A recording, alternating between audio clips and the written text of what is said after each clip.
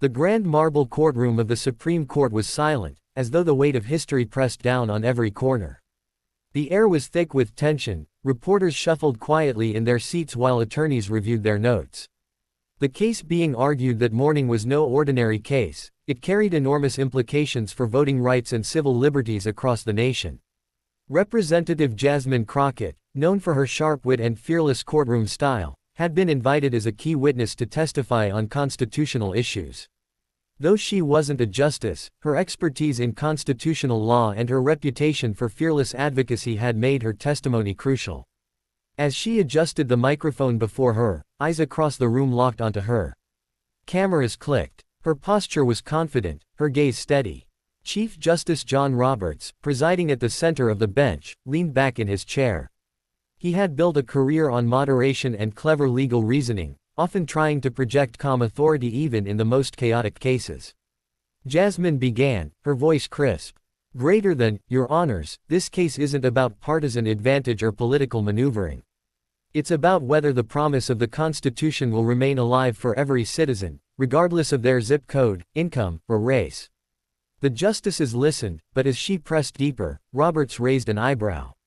Then, at a particularly pointed remark, where she compared the court's past decisions to tying one hand of democracy behind its back, Roberts chuckled softly. The sound wasn't loud, but in the solemn atmosphere, it echoed. Several reporters' heads turned. Some of the attorneys smirked. Jasmine paused mid-sentence, slowly turning her head toward the Chief Justice. Her silence stretched, pulling the room taut. Roberts attempted to mask the chuckle, lightly tapping his pen as though he hadn't meant anything by it. But Jasmine's piercing gaze told another story. She continued, voice sharper now. Greater than, I see humor has found its way into this court. Let me remind you, Chief Justice, that the people outside these walls aren't laughing. Their futures, their rights, their voices are hanging in the balance. If you think defending the Constitution is amusing, then perhaps we should re-examine what justice means. The courtroom froze. The laughter that had flickered through the crowd was snuffed out instantly. Even the other justices leaned forward, sensing the gravity of her words. Roberts' face stiffened. For the first time in a long while, the Chief Justice looked caught off guard. Jasmine didn't stop. She leaned closer into the microphone, her tone cold but steady. Greater than, this isn't entertainment. This is history. And history will judge not who laughed, but who stood firm when democracy trembled. The silence was deafening. Reporters, pens scratched furiously, recording every word. At that moment, Jasmine Crockett had shifted the balance in the room. The power dynamic tilted, not toward the bench, but toward the voice at the podium. The hearing resumed, but the atmosphere had changed. Roberts sat straighter, his expression composed but his earlier smirk erased. The justices asked pointed questions, yet Jasmine fielded them with calm precision. Justice Sotomayor leaned in, intrigued by Jasmine's bold stance. Justice Kavanaugh glanced uncomfortably toward Roberts, as though wondering whether the chief would respond. But Jasmine kept her focus on the bigger picture.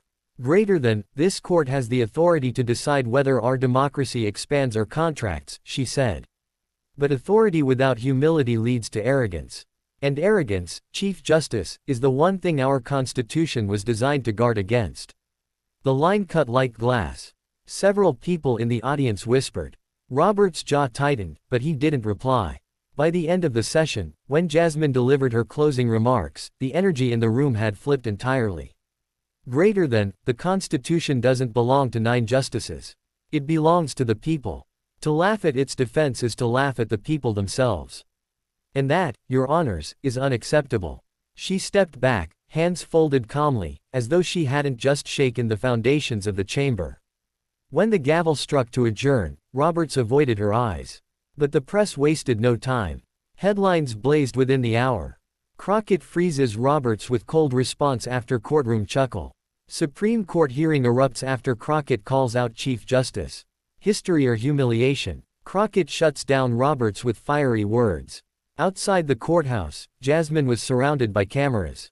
A reporter shouted, Representative Crockett, what did you mean when you told Chief Justice Roberts that history would judge him? Jasmine smiled faintly, her answer calm yet cutting. Greater than, exactly what I said. One day, people will look back at this court. They'll remember who protected democracy, and who laughed at it. The clip went viral within hours.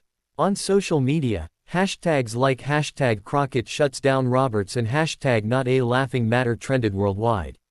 For Roberts, the moment became an uncomfortable scar on his legacy, a reminder that even the Chief Justice could be humbled in public. For Jasmine Crockett, it was a defining triumph, one that cemented her reputation as not just a politician, but as a guardian of democratic truth. The courtroom had witnessed many arguments in its long history, but that day, it witnessed something more, a single cold response that silenced even the most powerful judge in the land. And history did not forget.